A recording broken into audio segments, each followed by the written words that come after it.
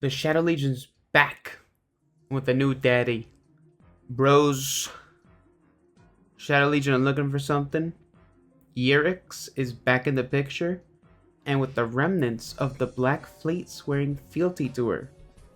So, this one's going to be interesting. Crazy how Choir of One is connected to so many things. I think it is the most connected exotic mission we've ever seen. It connects to Dead Messenger, links up perfectly with Whisper, and his portal, and the voices in Maya's head. The Veil, which we still don't 100% understand what it is, but last week we got some insight about it. Apparently you can go inside it and feel the universe like Maya did. She reached into the Vex net, which is why they were able to create the Cloud Arc and Neomuna. It's also connected to Insight Terminus. It's relevant again. I'm not going to talk about it though, because honestly, anytime anyone ever talks about the Oxa Machine, it's just regurgitating the same talking points every single time. So I don't really care. That feels more linked to the Future War Cult than anything else, which is relevant, but this isn't another Uplift conspiracy video. I have plenty of those already. I mean, it was relevant already with Maya 12 coming into the picture, but it's important to check this out, bros. Yeah, it looks like the Shadow Legion is looking for that stuff, but like really you see one prediction engine, you see them all, you know? Maybe the Oxa Machine is the most advanced one in the universe or something, but come on, really? Like maybe it's foolproof and able to be used way more effectively than the device, but you know, it's just when you think about it, like yeah, I guess Lakshmi 2 fried her brains using the device in Season of the Splicer, and you know, I guess it could be that she was always looking for a way to go back to the Golden Age. You know, who knows? You know, that's a whole other pack of worms to unpack. Maya's got an interesting friend that could be a lot of things. That's a whole other video. And based on the descriptions of the voice in her head, I think it could be a Kugu. You know, could be. Is Tikal the voice? Could Tikal be the Great Quiet Thing? The Great Quiet One? I don't know. And you know, it could be related to Scions and stuff. Maybe Yirix is playing tricks on Maya to make a play for the Echo and the Oxa Machine. So, but if it is a Kugu, that kind of throws a wrench into the stuff. Let's get into the title of the video. You know, Yirix, she's back. She was first mentioned in Season of the Chosen in the book Captain's Log Entry 3. Lust and Reappropriation Part 2. That is a long title, and I think I need a nap after reading it. In this chapter, she makes herself known to Catabases on the Glycon, and speaks with another Scion named Quinzik. I think that's how you pronounce it. Who is sympathetic to her cause, and even allows Catabases to pass through the Glycon with no resistance. And we all know how that ends for Catabases. So, Guardian down. And then she appears again in the Palindrome tab as she reminisces on the failures of the Red Legion and her grievances against Gaul, about how many credit him as the creator of the light suppressing technology. It wasn't the Cabal that made it, but Scion workers that did it. So, you know, sounds like a working man's people. And, you know, as we know, Destiny's not political at all, so that's not going to be in anything, is it?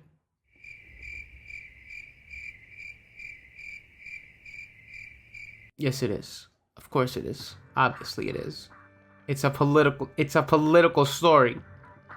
It's a political thing. You know? She's literally trying to take down the Cabal government. So, whatever. Yirix is one of the most cunning threats in the solar system, clearly with an ability to manipulate her way to positions of power. An act of kindness there, well, you know, kindness in quotes. Deception over here, a play for power there. You know, she's an interesting character that's been in the background for quite a few years now, since as early as Beyond Light.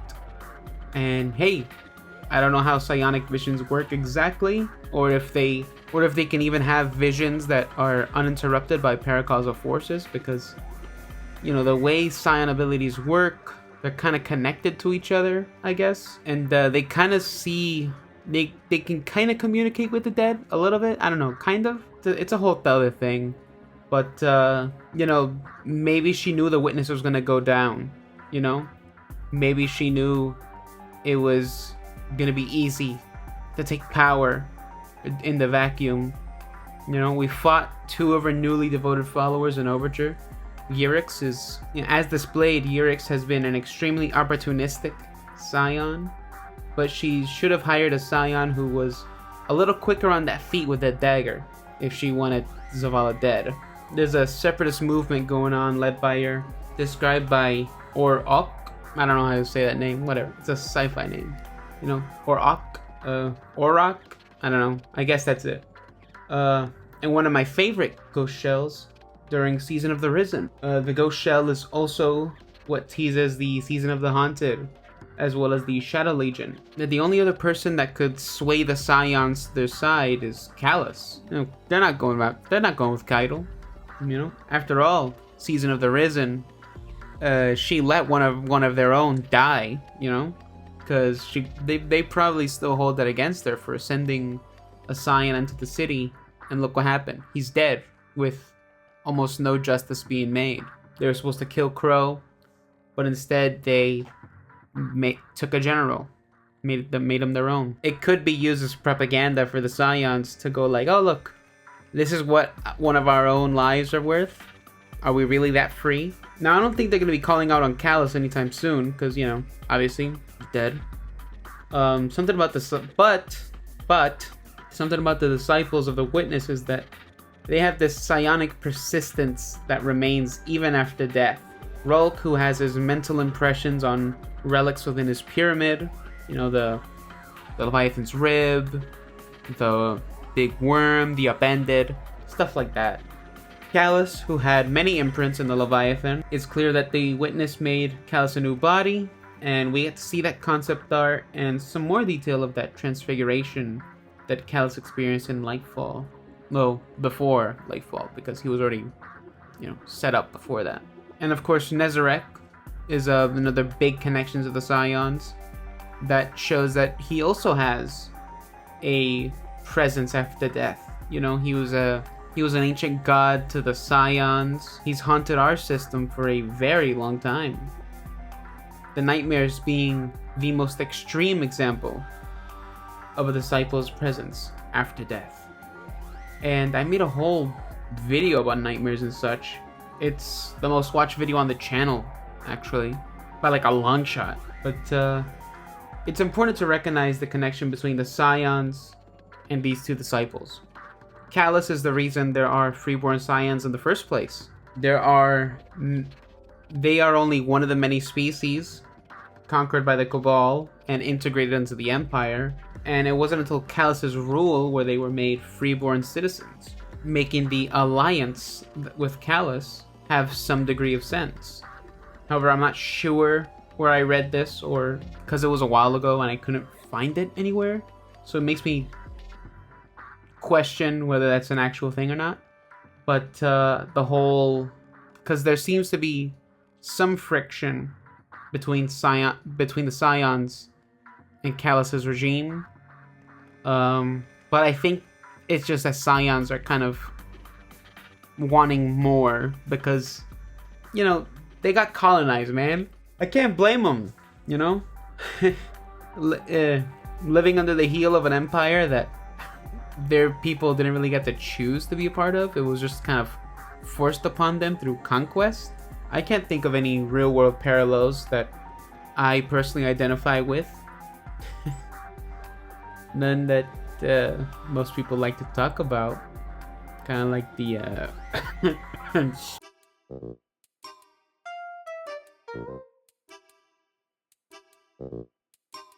but you know, we'll move on from that.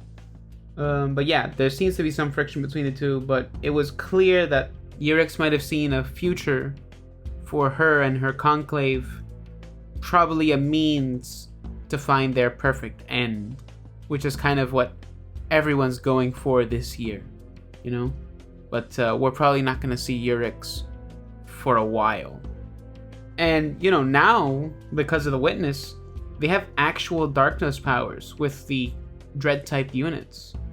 And it's clear that the Shadow Legion and Dread have some degree of control over Taken. So we see this during the Lightfall and Final Shape, as they have had under their command all three forms of Scions. We have the average Shadow Legion Scions, the Dread type Scions, and the Taken type Scions, all working together. It's unclear how deep these psionic connections could go, but as I mentioned before, the Cult of NEZAREC is another avenue from which the Scions may be seen as true heirs to the forces of the Witness, as they've worshipped NEZAREC for quite a long time, and that's most definitely the reason why their helmets and decor have so much in common with that of NEZAREC. And since NEZAREC is primarily a force reliant on the mind, it's clear that they may still have some sort of strong connection to him, as NEZAREC made his presence known in the Root of Nightmares. NEZAREC even shares some abilities with Scions, like the void energies that are used to propel their opponents into the air. You know? It could be that during that brief awakening of a dormant god, they might have been able to commune and somehow preserve his conscious mind in our world. As NEZAREC himself states at the end of the raid, saying his memory will never extinguish. In your calmest moments, your deepest slumber, you will remember me, Guardians. He's the only disciple to not go down shouting for the Witness, you know? The only one. That's real power there, man. Basically, NEZAREC promised he'd come back, and I don't know. I don't know how old Yirix is, or if she has some connection to the Cult of NEZAREC. And this could be related to Atsa and the Oxa machine, because who knows how old they are too. You know, they could be ancient because they accessed the same files as MSUN 12 in the Insight Terminus. You know, I know I said I wasn't gonna talk about it, but I'm mentioning it. It's not even in the script what I'm saying. I'm just saying it, okay? But I've yet to find any mention implicating her to have a connection to NEZAREC, you know? It's a really tough one to deny though, because, you know, Scions and NEZAREC, it's a religious thing, you know? One of their gods came back for a moment, you know? And he just straight up said, yeah, I'll come back again, because I always come back. Purple energy, purple guy. Anyway, the Dread units, at least when it comes to the confirmed ones, only the Tormentor and Subjugator are like mini clones of NEZAREC and Rulk, holding impressions and battle prowess from them. Again, I have a video on that too. Some people seem to really have liked that. I kind of still like that video. But it's not clear how much free will these Tormentors and Subjugators have. Maybe they were compelled to join Yirix. However, they have been placed in command of forces before, so we know that they have some degree of autonomy and commanding presence themselves. Much like higher ranking Taken that still have somewhat of a will of their own. But I'm curious to see how the story will grow. I would continue to explore the potential Kugu rivalry I'm theorizing in this video, but I think I'm gonna have to leave that for another day because this script is getting really long. But I really want to get back to working on my game too, so I don't want to spend all my time making Destiny videos because I have a game to make. Also, before I go, I might make another Uplift conspiracy video because we got a lot going on as of late, and I honestly don't understand how many people are uploading so many videos on this one exotic mission that I kind of want to talk about something else. Because, you know, there is a lot to explore in this mission, but also I don't want to talk about the same things that everyone else is talking about.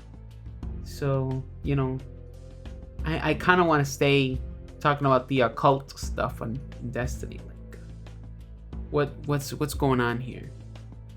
But yeah, tell me what you think. You know, is how much control does Yirix have over this new Shadow Dread alliance? Could they? What exactly are they looking for? Are they actually looking for the Oxy Machine? Are they looking for a way back to their own golden age, maybe? Are they looking for a Kugu? The one that's speaking to Maya, the Oxy Machine? Are they just looking to take the Echo? I mean, probably. But there's so much going on here that it's tough to say what exactly they're going for. And yeah, this time I actually did remember to mention the portal from Whisper. So, but that's about it from me. And special thanks to my Patreon members. You're a great audience, and I'm glad you've chosen to support my creative projects. And here are the names for the month. And if you'd like to have your name on this screen as well as gain access to a library of 3D models, you can join the Patreon for as little as $5 a month. So, you know, that's about it. Didn't want to sound like an ad there at the end. I just, you know, I appreciate the support, and if you guys want to fund my 3D projects and games, I'd be more than grateful. Thanks for watching the video, and double thanks if you liked it, I guess, and triple thanks if you subscribed. You know, oh look, I sound like a YouTuber saying like the video and subscribe. Wow, real original. But yeah, thanks, and see you in the next one. Bye.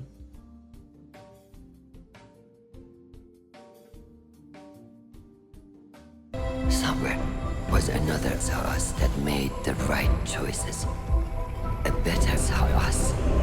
A better you.